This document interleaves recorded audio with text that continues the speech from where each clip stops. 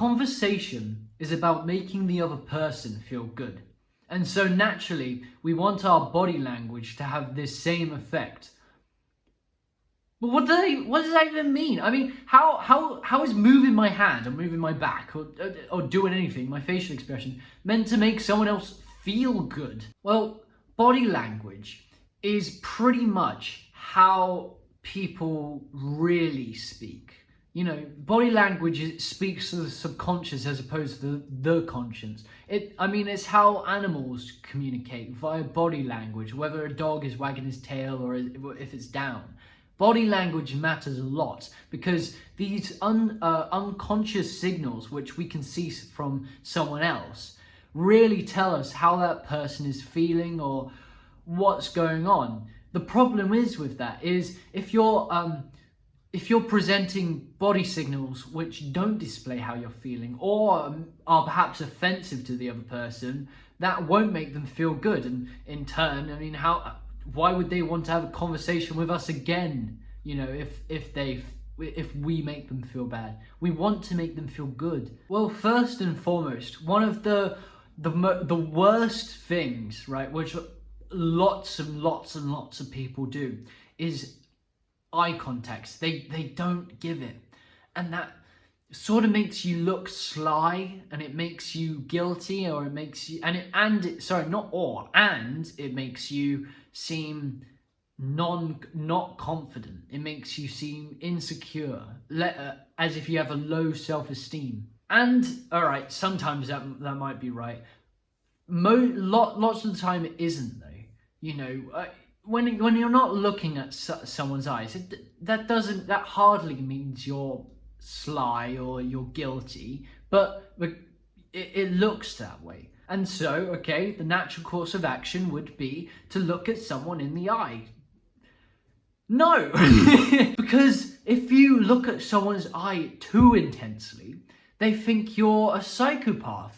They think you're too egotistical and confident. They think you might be out to hurt them, and that in turn makes them feel subconscious and not want to look you in the eye. So I'm going to give you some tips and tricks on this. Eye contact, you should try and look at a person for about 4, 5, maybe 6 seconds, and then looking at another person in the eye.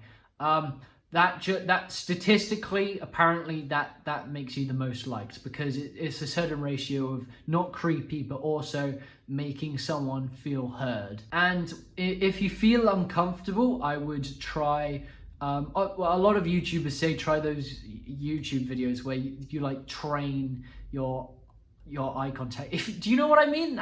I tried that. I think it's stupid, personally. I mean, because it's quite different looking at someone on a screen, someone that isn't really there, and having an eye contest with them, and then it's just so different to having a real person versus a person who can't even see you. It doesn't really work. So what I would suggest, instead of searching those YouTube videos called eye tracking tests or whatever they're called, get some experience. And with this experience, if you feel uncomfortable, maybe try and darting between each eye. You know, they're subtle movements. So if I were to look from there to there, you know, perhaps, well, maybe because this is a close-up, you can sort of see. I don't know. But you wouldn't really be able to see that. However, your subconscious sort of sees that, and that slight movement of your eye makes it seem just more fitting, more natural. Of course, it's not more natural, but it might help, is what I'm saying. But of course, it's not just the eyes, is it? It's the entire body. You know, while not looking at someone's eyes can make you look sly, what can also make you sly is if your body's like this and it's all crossed and, oh, I don't want to touch you, even though you sort of like, you look repulsed, don't you? If your body language is a lot of people do cross their arms. I'm not sure if you can see that. They cross their arms, right? And the reason for that is it's because, well, either you're cold or it's a self-comforter. Now, the problem with this is most people know it's a self-comforter, like subconsciously. In fact, everyone does, because everyone does this.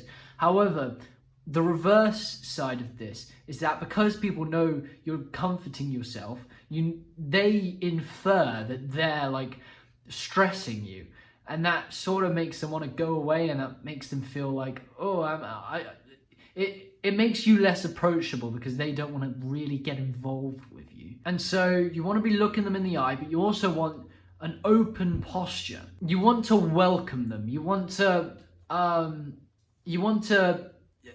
by opening your body language as well, you seem quite confident, and what people infer from this is that you have reason to be confident. That's why confident works. That's why confidence is attractive, because people think, okay, this guy is confident, so he must have reason to be. He must be something. And so people want some of that, you know, that open posture, that open body language. And as well, you're not closed off as if you're defending yourself from a fight. And so that means you must have some conversation skills as well, right? And with that, you know, them thinking you have some conversation skills, whether you do or not, the placebo effect is sort of in play. They think, oh, this guy has conversation skills. I'm like, and if you don't, they'll just think, oh, it must just not be his day. I'll try a little more, which is pretty good because, you know, people love talking about themselves, so it sort of gives them an excuse to talk about themselves as well. So it's a win-win. Open body language. Let's go. So those are the big things, right? Those are the big things. But body language is in subtlety. You need to be aware of everything. And so one of those things, going back to the face, is how much you smile, right? We all know, I don't know what it's called, but people are more attracted to other people who are smiling, right? And that makes sense, right? Because they'll think of you as easier to please, and so they'll get like more of an ego if they are able to make you happy, right? But also on the flip side, you don't want to be frowning because that might make you look aggressive. And so the smile is very important. Don't be like, you know, although lots of people want you to, you know, showing your teeth, like letting your teeth show when you're smiling, like a big grin. I'm not going to do it. But of course, you don't also want to smile too much, because I know there's a lot of this is hard work, right? Just hear me out. You don't want to smile too much, because then you might be considered not authentic.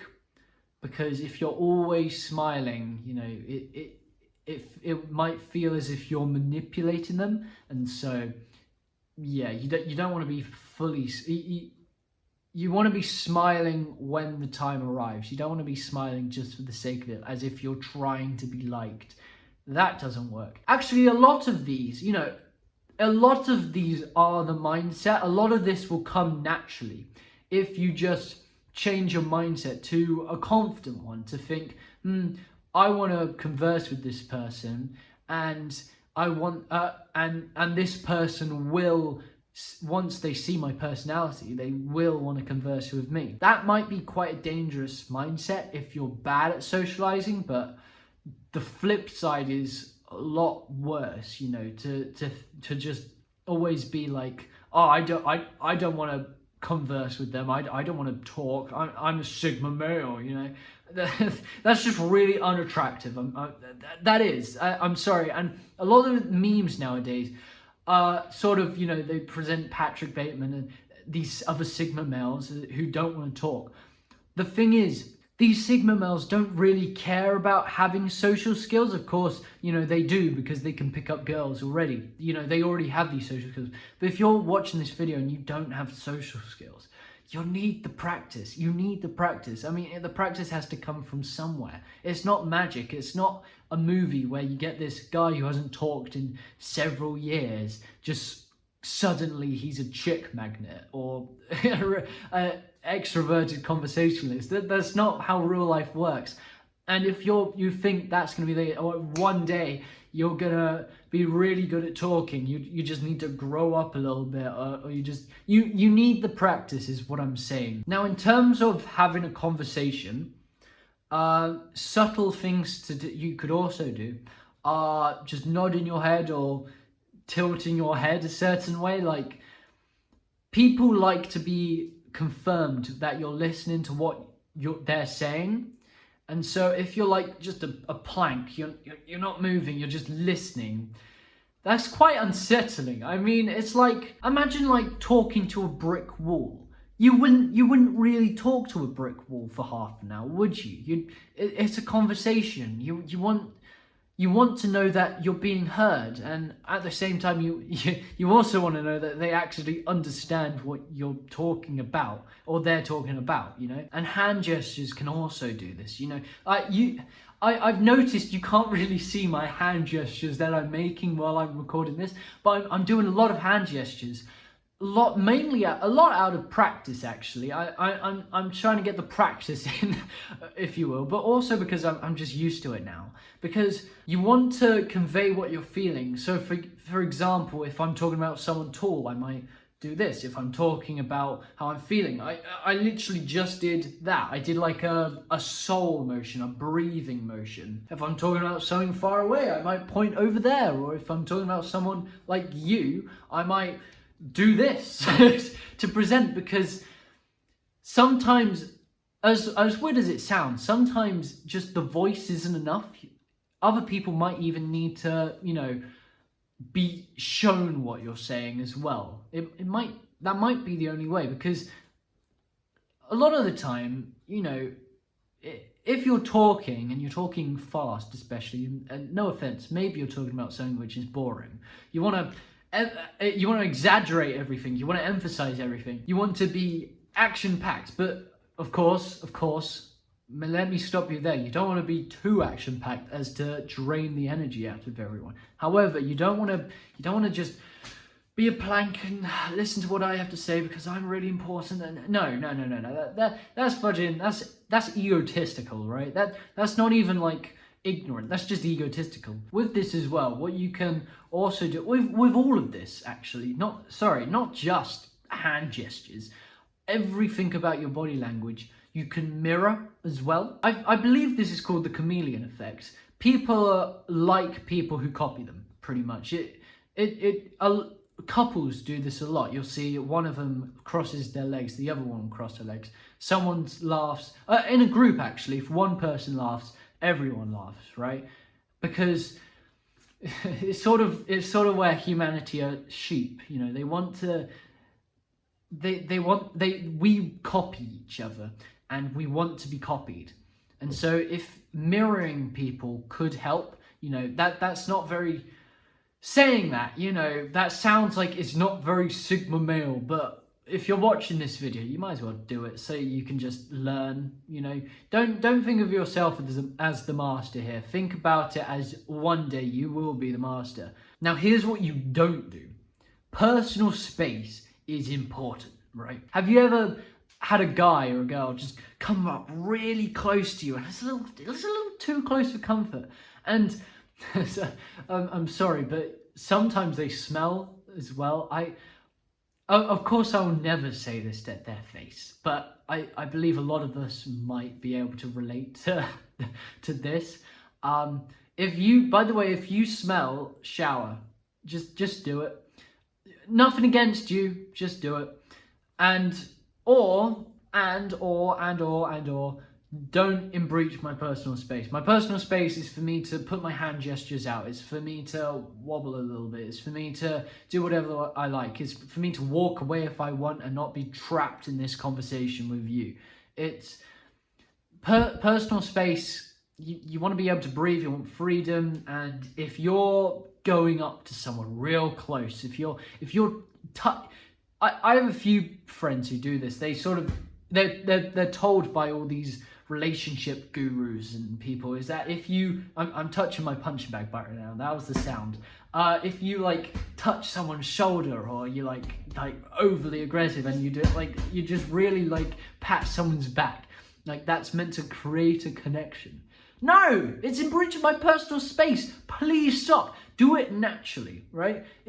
If like I'm sad and you pat my back, fine, whatever. But just please stop all these unnecessary things. It's so manipulative, isn't it? It's just stop touching me, please. And actually, this includes all the annoying habits you might have. You need to you know, everyone has some annoying habits. The trick is trying to actively find out which annoying habits you have. You can mostly do this either by intuition or by looking at other people's expressions when you do it. If someone has a negative expression for you doing something, don't do it. Don't persevere. Don't think, they're just getting used to it. Use your instincts. If someone doesn't like something, just don't do it again. Learn from your mistake, right? Because that's what it is. It is a mistake. Don't be annoying. Quite self-explanatory, but you'd be surprised. Now, this next point is a little different. It relates really, I should have put this point somewhere at the start of this video, but you need to regulate your facial expressions. Now, this is where we go into the danger zone, because you don't want to be a psychopath, right? What I'm about to say might be considered psychopathy. That's not a word. Or manipulative, you know? Because what I think is that, as I said, conversation is about caring about the other person, making them feel good.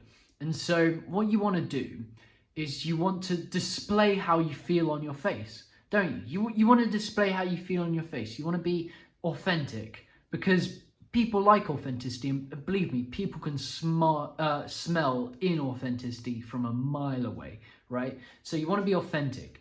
However, you want to do it with control. And what I mean by this is, don't, like, say you want something from other people, don't be inauthentic. You need to be authentic, because that's just, if you're not authentic, that's a disservice to yourself and to them. It's just a lose-lose, because if you're inauthentic, no one knows who you are, and also you don't get to show who you are. So it's lose-lose.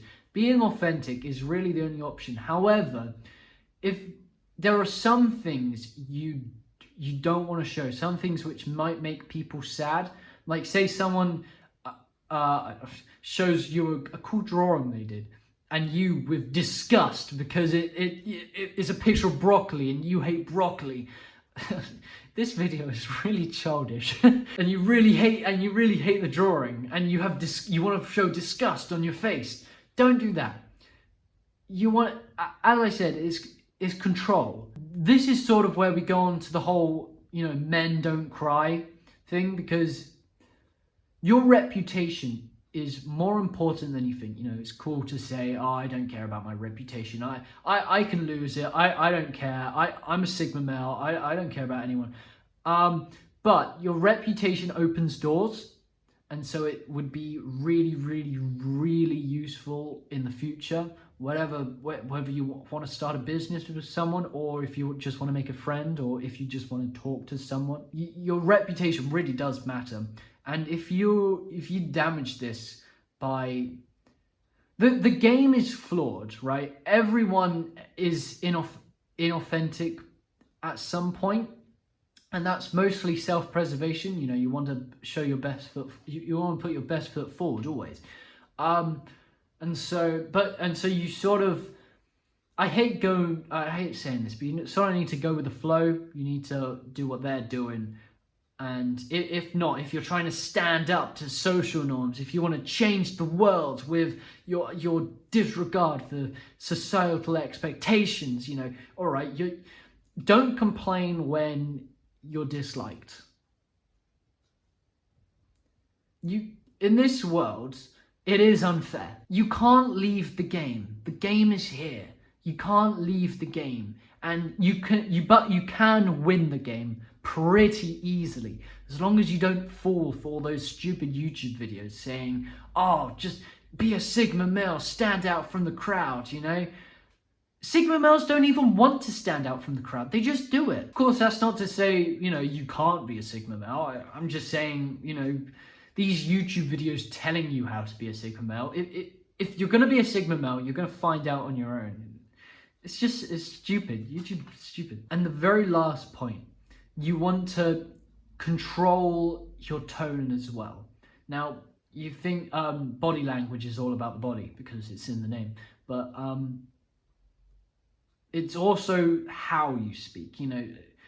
Everything about body language is everything about communication except from the actual words you say.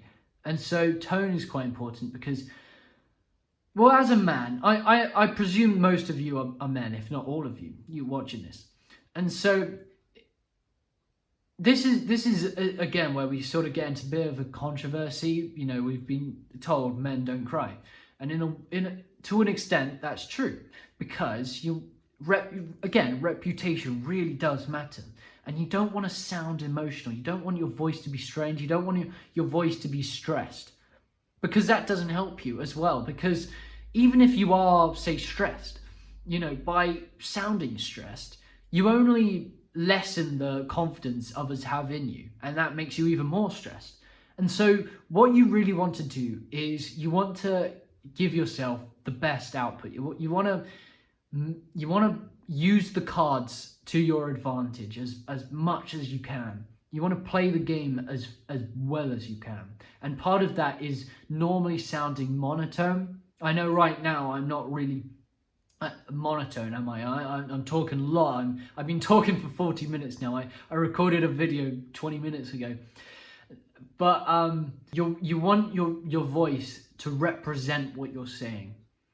You don't want something else to you don't want to sound like you're saying something else just for the sake of it. You want to have conviction in your voice. Say, this is what I'm saying and this is what I mean. And just an extra thing, by the way, as a male, as men, you want your voice to end the sentence like flat, or you want to end the sentence like down.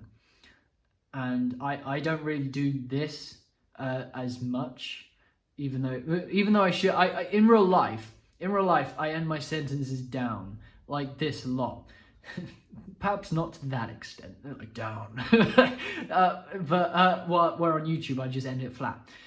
You do not, under any circumstances, want to end your sentences like this, because a lot of people end their sentences in a high note. I don't think I really need to say anything on this. I will. I will. And this is what I think of this. If you end your sentences high, like this, you sound female because, well, I mean, there's a reason questions end like this, because they end on a high note. Its tone really says a lot, you know, and by ending your sentences like this, you sound weak just because of evolution. You know, deep voice is more associated with testosterone and therefore power. But also, it's as if you're questioning what you're saying. Sorry, I'm going to stop. And there we go. I just did it then. I'm going to stop. See, I lowered my vocal cords down just because you don't. Again, authenticity is really important. If you're not authentic, you're either lying to yourself or you're manipulative, scummy, and a sociopath. And so you really want to be authentic. However, what you can do is you can easily train your voice to just end a sentence down. You know, it's hard to, you can't really, to some extent, you can train your voice to be deeper by speaking with your stomach as opposed to your vocal cords like this. Like right now, this is my actual voice, but I've just trained myself to speak like this because I'm speaking from my stomach as opposed to my neck. And so that's sort of what I mean. You can train that. You can't really train this. You can't train. Sounds so stupid. You can't train your voice to be so deep. And so if you're doing that, you know, that's not authentic. That you're a sociopath. If you're able to do that, no offense. However, you can easily just train your voice to do that at the end of a sentence, like just then, which is subtle, but really very effective. And I wouldn't call it, all right, this is where we go into the conversation of whether it's manipulative to choose make your body language something, like train your body language to be something. I would say conversation is to manipulate. Whether you're saying, hey, can I have that Xbox controller? Like, you're saying, you're like, even then you're saying not can I, it's will you give it to me? It's will you give me this Xbox controller? But you can't say it like that. And so you say, can you give me that Xbox controller? Can you pass it? it's a way of sounding more polite. So even as something as stupid as turning like, hey, can you pass that? Instead of give that to me. It's manipulative because it means the same thing and you're choosing to say it more politely. So where do you cross the line? The answer is when it becomes, when you start harming others. And so by doing this, by just giving yourself better cards, giving yourself, you know, presenting yourself slightly differently, not harming anyone by being inauthentic, it's fine. It's not manipulative because unless saying, can you give me that Xbox controller is manipulative, where everything's manipulative, then it would be manipulative, but who cares? Anyway, this is the end of the video. If you did find this video helpful, consider subscribing, clicking the notification button, and sending this video to a friend. I shall see you all in the next video. Goodbye.